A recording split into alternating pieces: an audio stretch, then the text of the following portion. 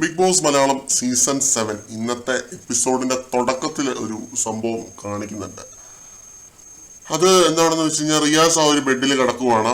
അനീഷ് അവിടെ നിൽപ്പുണ്ട്. അനീഷിനോട് ഗോസിപ്പ് പറയാനായിട്ട് റിയാസ് പറയുന്നുണ്ട്. ഇവിടുത്തെ പ്രധാന ഗോസിപ്പുകൾ പറയൂ എന്ന് പറയുന്നുണ്ട്. അപ്പോൾ റിയാസ് ഗസ്റ്റായിട്ട് ആ ബെഡിൽ കിടക്കുന്നു. അനീഷ് റൂം പോയി അവിടെ വന്ന് നിൽക്കുന്നു. യൂണിഫോം ഇട്ടാണ് നിൽക്കുന്നത്. അപ്പോൾ അനീഷിനോട് ഒരു ഗോസിപ്പ് പറയാനായിട്ട് പറയുന്നു. അനീഷ് അപ്പോൾ പ്ലാച്ചിപ്പാവയുടെ കഥയൊക്കെ പറയുന്നുണ്ട്. ഞാൻ പ്ലിങ്കു എന്നായിരുന്നു വിളിച്ചുകൊണ്ടിരുന്നത്, അനുമോളുടെ ബെഡ് അപ്പുറത്തായിരുന്നു. ഞാൻ പ്ലിങ്കുന്നും അനുമോളെ പ്ലാച്ചി എന്നുമാണ് വിളിച്ചുകൊണ്ടിരുന്നത്.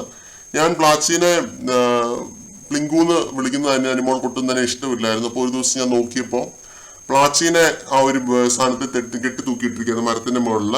അപ്പോൾ ഞാൻ എടുക്കാനായിട്ട് സഹായിച്ചു എന്നൊക്കെ പറയാൻ ഇങ്ങനെ പറഞ്ഞു തീർക്കാനായിട്ട് വന്നപ്പോഴത്തേക്കും റിയാസ് പറയുന്നുണ്ട്, ഇത് വേണ്ട, വേറൊരു കഥ പറയാൻ, വേറൊരു ഗോസിപ്പ് പറയാനായിട്ട് പറയുന്നു അനീഷിന്റെ അടുത്ത്.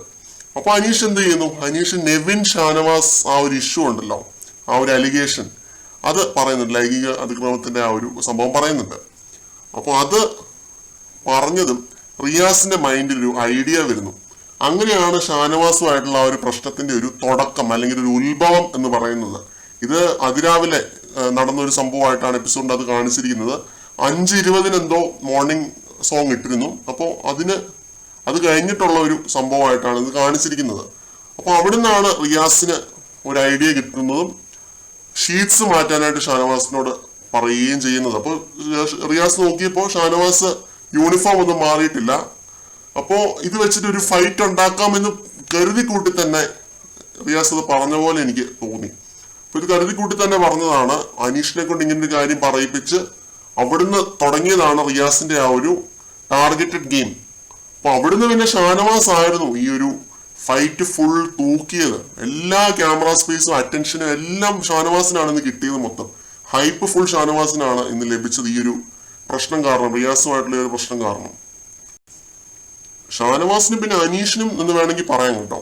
രണ്ടുപേരും നല്ല രീതിയിൽ തന്നെ സ്കോർ ചെയ്യുന്ന ഒരു കാഴ്ചയാണ് കാണുന്നത്. എപ്പിസോഡ് ഉടനീളം ഫുൾ ഇവരെ തന്നെ ഫോക്കസ് ചെയ്തുള്ള ഒരു എപ്പിസോഡായിരുന്നു ഇത്. എല്ലാവരും ഇവരെ ഒറ്റപ്പെടുത്തുന്നതും ഇവരോട് ഓരോ കാര്യങ്ങൾ പറയുന്നതും ചെയ്യുന്നതും ഇവരെ കളിയാക്കുന്നതും പിന്നെ അതേപോലെ തന്നെ ഇവരുണ്ടാക്കുന്ന വഴക്കും കോണ്ടന്റുകളും ഇത് മാത്രമേ ഉണ്ടായിരുന്നുള്ളൂ ഇന്നത്തെ എപ്പിസോഡ് ഉടനീളം.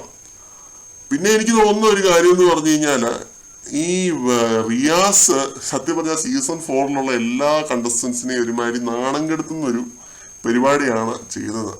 എന്ന് വെച്ച് കഴിഞ്ഞാൽ സീസൺ 4 വിന്നർ അടക്കമുള്ള എല്ലാവരെയും റിയാസ് അപമാനിച്ചു. സീനിയർ വന്ന് ജൂനിയേഴ്സ് പിള്ളേരുടെ അടി വാങ്ങിച്ചിട്ട് പോകുന്ന പോലത്തെ ഒരു കാഴ്ചയാണ് ഇന്നത്തെ എപ്പിസോഡിനകത്ത് കണ്ടത്. നാണക്കേടാണ്, പുറത്തൊന്നും പറയണ്ട. സജി ഇനി പുറത്തോട്ടൊന്നും ഇറങ്ങണ്ട എന്ന് പറയുന്ന പോലെ റിയാസ് ഇനി പുറത്തോട്ടൊന്നും ഇറങ്ങണ്ട. കൂടുതൽ അപ്ഡേറ്റുകളുമായിട്ട്